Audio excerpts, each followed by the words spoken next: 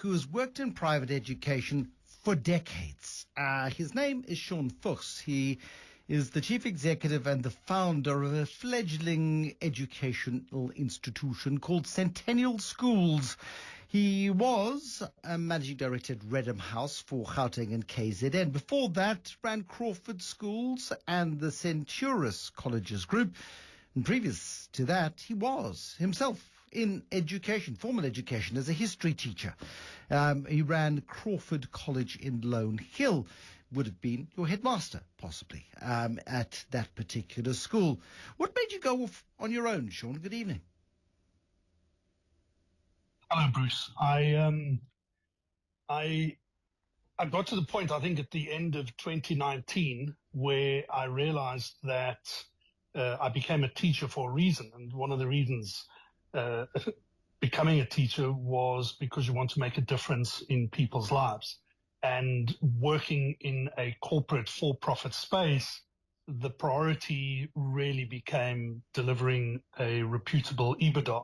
So for me, that was just against my own value system and just never made sense anymore.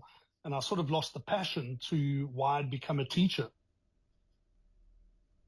And that's kind of tragic, isn't it? I mean, it is that thing where you look at it and you just go, hold on a second, my job has been to educate, my job has been to illuminate, my job has been to bring sort of help young people make sense of the world and prepare them for a world that doesn't make sense. And somehow when that magic dies, it's a little bit like no longer, I don't know, believing in Peter Pan, I suppose. It's that sort of epiphany moment. Yeah, it is. I'd come home in 2019 at one point, and my husband had said to me, listen, you've lost the passion. We'd been together at this point now 32 years, so he knows me very well, literally from the start of my career. And that really got to me. I kind of thought about it, and I thought, yeah, if I've lost the passion for what I wanted to be and what I wanted to do and what I've always done, I needed to relook at it. So I'd started writing my memoirs, and my memoirs then eventually was published as a book. And that was telling good stories about the journey I had taken in education and my own journey, just to really try and ignite some of that passion. So I really tried to do something that would, I suppose, bring back the passion. But I think that corporate space, it really just knocked me quite hard, and I just I'd had enough of it. Yeah, and so you decide that you're going to, I don't know, double down and launch your own schools business. Now, you've had, I suppose, training from the best of them. Graham Crawford is legendary in South African education. He creates Crawford College, sells that into Advotech, then builds Reddam House, sells that into Inspired Schools. And so you've seen the business of education sort of take shape, and you've kind of been part of it, I suppose, first as a teacher, then a head teacher, then as a manager of the school's businesses yourself. Yeah, I'm a teacher, so I'm going to say to you, David, you've done your homework. Well done. And I'm going to say to you, exactly. Shaun, Bruce is my name. I know that Bruce and David sound the same. That's I beg okay. your pardon, Bruce. I beg your pardon. No teacher ever did that to me, just for the record. No teacher ever did that to me. My good friend Stephen Grotes and I get muddled very often. And it is so much fun when people do that, because they come up to you so kindly and generously. And one person came up to me in the shops one day and went, Stephen, and I went, oh, leave me alone. And this poor man's face dropped like a stone, and I realized that I could leave it like that at that moment and throw Stephen Grotes under the bus, that, this man's superhero, Stephen Grotes, had been so rude to him. But I decided not to. And so instead, I confessed and came clean on it. But yes, they confuse us all the time. I even got called Jeremy Maggs by a hotel concierge at a posh Durban hotel once. Jeremy Maggs was less impressed with that than I was. But anyway, sorry, we digress. On to, of course, the business of education and learning the mechanism of how to, it's all well and good starting a school, but if you can't run it sustainably, you're doomed, right? You're absolutely right. But there's a simple philosophy. If you do it well and you deliver the product well, the business almost takes care of itself. So certainly in education, I think that speaks volumes. The challenge you have in education, though, it's a very emotional product. Why? Because parents have their child. We are wanting the best for our child, so we are looking at schools, what type of schools, and there's a lot of emotion involved in it. So you're not manufacturing nuts and bolts in a factory. These are real live human beings. So it becomes a very emotional decision, and running a school properly, all schools will have their challenges because you're dealing with such complete diverse communities that are at your school. But if you run it properly, the profits will take care of itself. I'm a firm believer of that. But priority to that is that you treat people well, you treat people with dignity and look after your people. Your teachers are critical to the success of your business, certainly in education. But there's a huge competition for great teachers. I mean, it's so vast, in fact, that Curo has started its own teacher education college, basically to ensure that everybody is, on the same page in terms of education.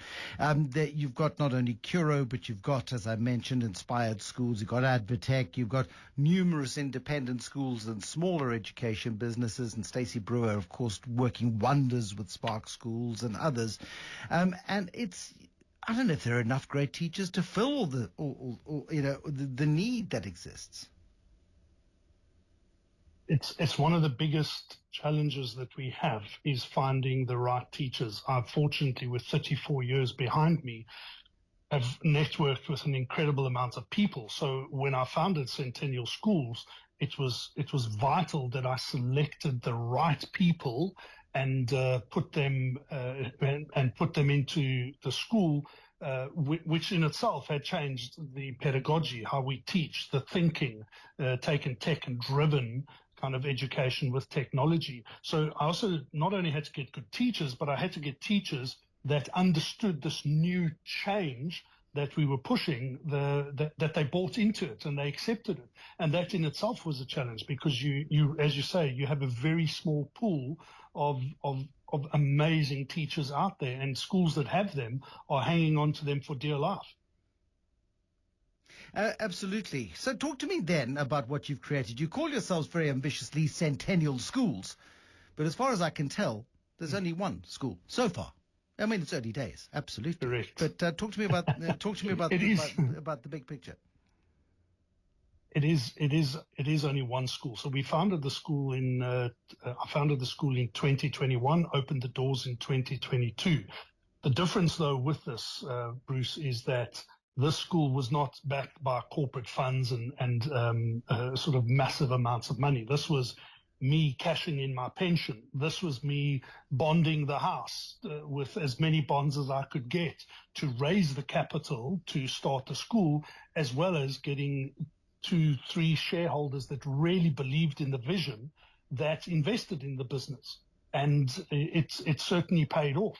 So we start with Campus 1 at Sunning Hill in Johannesburg, and we are currently looking to open Campus 2 in the Western Cape, in Cape Town itself. We have an incredibly aggressive and strong social media presence. So, for example, on TikTok, we have over 122,000 followers, with our videos being viewed over 38 million times, with 2 million likes. So no school that we know of has been able to achieve that. So the top 3 questions that are asked on that are, what are your fees? Do you have boarding? And when are you coming to Cape Town? So certainly our next campus will open in Cape Town, and we will hopefully make an announcement soon on that. But we do plan to open more campuses, not just the Sunning Hill and the Cape Town one, but it's going to be at our time, and it's going to be the right time and in the right place. Absolutely. Talk to me then about how you differentiate, because many people who go into independent education don't believe that the national CAPS curriculum is suited for the future. There is a real concern around that curriculum. Whether that concern is justified or not in a global context, I cannot judge. You teach that. You follow the CAPS curriculum, yet you're an independent school. You'll charge independent school fees. What is the differentiating factor when it comes to delivering an education that operates within the constraints of a regulated environment, yet somehow has to prepare kids for the unknown, which is the future? So Bruce, to backtrack slightly, in order to change the education that we're going to deliver, we needed to change the pedagogy. In other words, how we teach, our teaching methodology. That's the most critical thing. So schools as they stand at the moment have easily had 2 or 3 generations, even 4 generations of families go through them. And our students today are sitting in the same classroom, same desk, heaven forbid, sometimes maybe the same teacher, good or bad. That's a separate comment, but the education system has not changed. So post-COVID, so much changed around us, except schools went straight back to pre-COVID thinking and how they operated. And we didn't change it. We had incredible opportunities to change it. So what we did is the thinking was completely redesign the schools. So if I'm going to change the pedagogy, I need to change the physical space of the school. So the classroom becomes the learning hub. It's a bigger space. It's dynamic. So it's not just desks in a row. The desks are mobile. They can move and shift around very quickly. If you look on our website, you'll look at under the tab of Learning Hub, you'll see how quickly that classroom changes. So depending on what the teacher wants to teach at that point in time and how the teacher is going to deliver it, it could be in groups of 3, it could be in groups of 4. It encourages collaboration, one of the greatest skills that organizations want today. So changing the pedagogy, yes, we stick with CAPS curriculum. We have to. It's legislated, as you say. We write the IEB exams like pretty much every other private school. But over and above changing how we deliver the product, all our students work with laptops. A simple question I'll ask parents is, when's the last time you took a piece of paper, punched it, put it into a file, LibreArch file with file dividers, and they laugh at me. I said, but schools are teaching like that now. That's how your best schools in this country are still teaching, where everyone else is digitized. So we digitize the learning. Everyone works with laptops. We have a strong partnership with ASUS in terms of really getting quality laptops that'll see the students through to university. And work is prepared 8 weeks in advance. Students can access in 2 weeks' time. What am I doing in Mr. Fuchs's history class, period 3, click, the full lessons there, everything, the introduction, the concept, the sources, PowerPoints, absolutely everything is for them there. So what you start doing is your teacher's now becoming the master learner, student is becoming the apprentice learner. Now you're talking quality 21st century education. And by the way, we're heading into the second quarter of the 21st century. So those are critical skills. Over and above all of that, our students do esports, gaming as a subject. It encourages creativity, strategy, communication, thinking skills. We offer entrepreneurship as a subject to our grade 8s for an entire year. We partnered with a Canadian organization. They start running, and it's, again, you gamify. So they start with little lemonade stands. They've got to develop CI. They've got to create the brand, look at the product, and they go on to bigger businesses. And then we give them the next lesson is theory. Then they go back to running their business. Our grade 7s and grade 6s, for example, do the Adobe suite. They are creating, they're designing, content creators, filming. They actually make a film. They're directing it. They're acting in it. They're editing it. They're actually creating musical score. Our grade 9s do blockchain and crypto. We get professionals in that train them, the pitfalls, the good, the bad, the ugly. How can they use that and incorporate that into their businesses? So we are giving far more skills than just the curriculum. And statistically, we know that 85% of the jobs our students are going to go into by 2030 right now do not exist. So how are we going to get them ready for that? And I think Centennial Schools is doing that in a really constructive and relevant way. Okay, so talk to me then about the game plan in terms of this as a business. Chris van der Merwe, the founder of Cura, famously built his first school attached to a church. another church saw it, said, build us one too. And eventually he was getting himself into a bit of a problem with money. So he went off to PSG, presented to Yanni Mouton and the board at PSG. The story goes, and Chris has affirmed this, that Yanni Mouton pushed his chair back 20 minutes into his presentation and said, yeah, I'm out. I'm leaving. And Chris van der Merwe's heart sunk. And it was Yanni Mouton who went, well, I'm investing my money, my family's money in this business. What PSG does is PSG's business. These are the guys who've got to decide from a PSG perspective, but I'll write you a check. Don't worry about it. I've got another meeting. Cheers. I'm out of here. What is the big picture? What is your goal in terms of creating a business like this from scratch? Bruce, I think at the outset, I need to say I never started this business with the idea of making money. And that's an important statement. Yes, we will make money. Yes, we will make good money. Our priority is to offer a relevant education to our students to make a difference. And that goes back to the beginning. Why did I become a teacher? So that's important. And at the same time, when I was canvassing possible investors, the investors needed to have that same value. And they do. They have that same value. So that's critical. Interestingly, the school has seen incredible growth. We started with 35 students in year one. At the start of year three, so having delivered 2 years of education, we're over 250 students. Next year, we'll hit over 350. That growth is incredible. So it's just from a numbers point. And I suspect when we go to Cape Town, there is most definite a want and a will for us to open a school in Cape Town. So we are going to have incredible and very aggressive growth. So again, I know how to run a school, I know how to run a business, and the two combined, I think, is a winning recipe and will deliver a really good, sustainable product.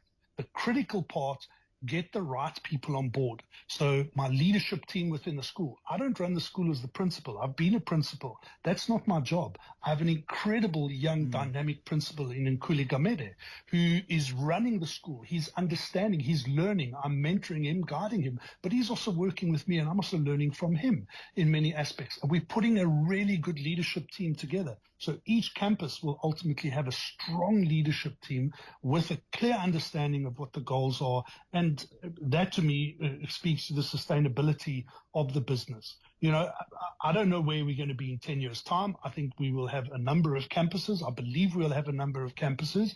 But again, as I said earlier, we're going to open them in the right place and at the right time. And we're not going to just open left, right, and center because we need to produce a massive EBITDA for shareholders. But at some point, I mean, if you're truly driven and passionate about this, as I fundamentally believe you are going to want to have a positive impact on as many young lives as possible.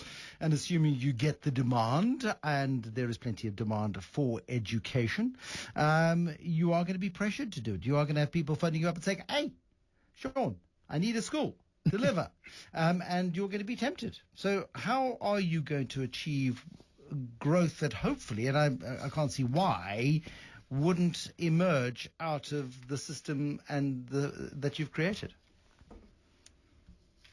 Bruce, when you disrupt an industry, and you know business very well, you have your early adopters, and your early adopters believe wholeheartedly in what you're doing.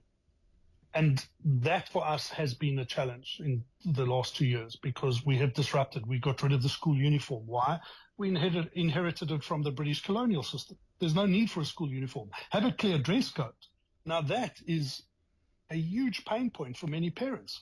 No school uniform, no discipline. What absolute rubbish. That doesn't equate at all. So I think as our schools continue to grow and as people get to understand us and understand that we are probably the most relevant school for the 21st century, I think the growth will be a very natural, strong growth. And again, we would have to, as I say, manage where we place those campuses. A campus like ours, which is very strongly driven by technology, sadly is not for everyone. Not everyone can afford it. You have to bring in a really decent laptop. Now, that in itself for a parent is going to cost between 10 and 15,000 Rand. What we've done is we've said, we're not going to ask you for a ridiculous placement fees. many private schools will ask for placement fees from 10, 15, 20,000 Rand. We don't. We say, give us 6,000 Rand to show us you're serious about your kid coming into our school. There we reserve the place. Use the balance to buy a device for the child. Now, so again, we've tried to balance it to see, let's get this out to as many kids as we can that are on the affordability scale for Centennial Schools. And we certainly are, because we've pitched our fee. If you do more homework, you'll see our fee is pitched at a very affordable, from a private schooling point of view in the premier school market. Our fee is really at the entry level, and there was a reason why we did that. We were not going to push those massive fees that parents are paying at the moment after tax for their kids. That was not the priority, and we will deliver a really good profit for the shareholders. Shaun, I wish you luck with it. I'm massively inspired by anybody who wants to revolutionize the critical sector of education. Chief Executive and founder of the ambitiously named Centennial Schools. For now, Centennial School, but I have no doubt there will be many Centennial Schools. Shaun Fuchs, thank you.